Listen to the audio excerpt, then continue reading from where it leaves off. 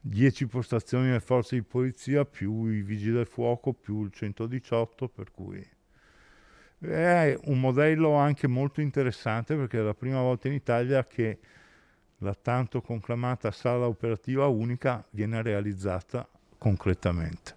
Venezia è pronta a ospitare il G20 con migliaia di forze dell'ordine in campo, droni, elicotteri, squadre speciali, tecnologie all'avanguardia. 4 giorni, da giovedì a domenica all'Arsenale, in cui i grandi della Terra discuteranno di come affrontare e superare la crisi globale causata dalla pandemia. Sarà certamente un banco di prove, sarà sicuramente un modello sperimentale che, se funziona come sono sicuro che funzioni, sarà di esempio per il resto d'Italia.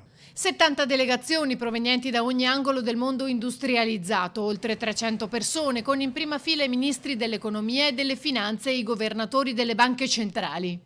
Tutte queste cose rappresentano sicuramente un obiettivo sensibilissimo, non c'è niente da dire.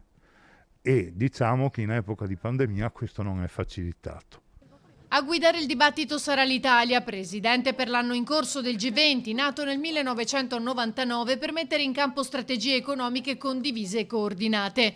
Per volere del prefetto e del Comitato per l'Ordine e la Sicurezza Pubblica, Venezia non sarà blindata in una zona rossa, come solitamente accade durante i summit internazionali. L'unica zona off limits sarà l'Arsenale, dove sono stati posizionati dei cancelli. Sono state messe le barriere fisse solo dove non c'erano soluzioni alternative, sulle passerelle che portano proprio sulle finestre del G20 è chiaro che va garantita la sicurezza.